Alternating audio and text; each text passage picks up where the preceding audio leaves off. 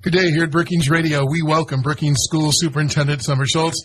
Dr. Schultz, good to see you once again. Good to see you, Perry. As we approach spring, it won't be long. Graduation is a little over a month away now. It is sneaking up on us, and for all of those families who have students who will be graduating, I know from last year's experience, man, this year goes fast.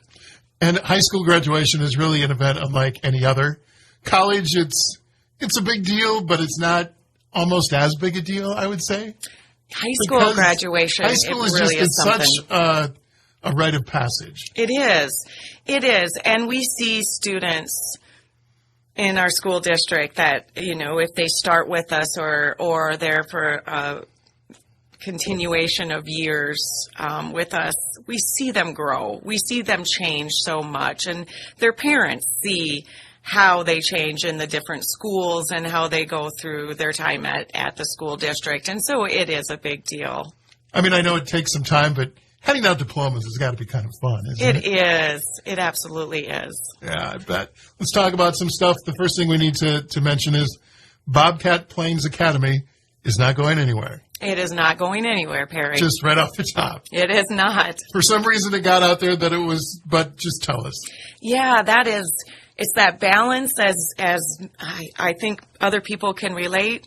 Sharing information too soon before a thorough plan is developed, and sharing information too late where people fill in the gaps of the information that maybe they're not sure of. And so one of the things I think that muddied the water is that, yes, ESSER dollars has been paying a big portion of federal pandemic BPA. dollars. Yep, absolutely. And so we knew we needed to look at how the funding piece occurred for it, but never has there been a plan for it to not exist. One of the things that we're looking at is, as everyone knows, Boys and Girls Club allows us to have our students located at the club. And so that alone is something that we want to take more advantage of. The club has resources that we can dig into more. The club has staff members. And because of their community goals, they've always been a big supporter, along with our state's attorney. And so we want to just make sure we're giving the students who attend BPA all the resources that we could. The question of the virtual piece, and that really confused people last night. And I don't think people know that right now all the coursework that students do at BPA is from a virtual platform. I did not know that. No, I think they thought that the teachers and the individuals out there were teaching, and that might have been the case at some point, but that is not how it is. And so we do have facilitators, we have individuals out there who connect with kids, keep them organized, and that piece doesn't change. However, when we say alternative learning environment, that might look different for each kid. And so for our students that have maybe chosen to even go a homeschool route or a different alternative because that physical presence is hard for them, we will now have that option if this goes through in order for our people to still be able to monitor and help facilitate that, but maybe it's not on site. For those who want to go on site, that option will still be there. So really, it may broaden. It will broaden. And that is our goal. One of the things we're looking at is, should students who go to BPA potentially also be able to attend our CTE courses or a fine arts course? And so those are the things we haven't put completely together, and that's what we were waiting for because we knew it wasn't going away. There wasn't a need to share that, we didn't feel like, right. but instead that just kind of backfired on us. And so that happens. Word gets out, and yeah. So, and as I understand it, the state wants it a little more formalized too. Is that right? Well, one of the things that we do and that schools do when they have learning centers change is they have to just file a structure change. And I know that Brookings School District, long before me, has considered making BPA that own school in the structure. So as you imagine, Hillcrest is, different, our new preschool early learning center will be, so that we can have that accountability for that center on its own. And I think that's really important so that we can make sure that the goals we are setting are getting met. If they're not, we have data for just that group of students that we can make changes to. And so it's just really going to help us be accountable to the program more. It's been incredibly successful for people who don't know. The state's attorney is a big backer of it. It helps those kids who may have had trouble find a different path. Absolutely, and that's the thing. Alternative, and it's been talked about around the state. It has, and alternative for one student sometimes looks different for another, right. And that's the piece that we want to broaden for those students who families and with the teacher that we connect them to that will be still housed out at BPA. If they say, you know what, this alternative looks for you like you are going to not come physically, but we're going to check in. You're going to, I'll be checking in with the work-based employer you're working with. That might look that way for that student. Another student might need to come and work with our staff on site out at Boys and Girls Club for half a day. It just could look different, and that's the piece of the alternative. And so the brick and mortar piece doesn't mean that every student comes there, but they have the option to come there.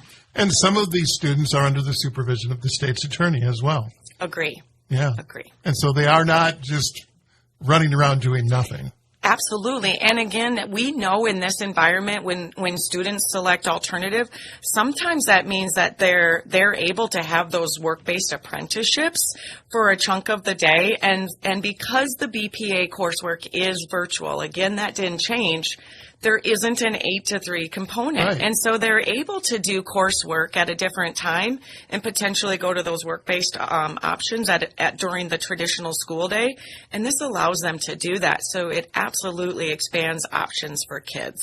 Sounds to me like it has an exciting future. We are so excited. In fact, we want to put out a press release with the Boys and Girls Club just to talk about our commitment to working together even more to make BPA even more successful.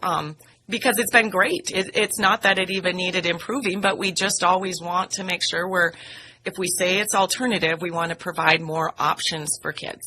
Speaking of cooperating with the Boys and Girls Club, early learning planning is still underway, and they're heavily involved. They are. You know, we actually just registration for our early learning, our preschool in each building is live.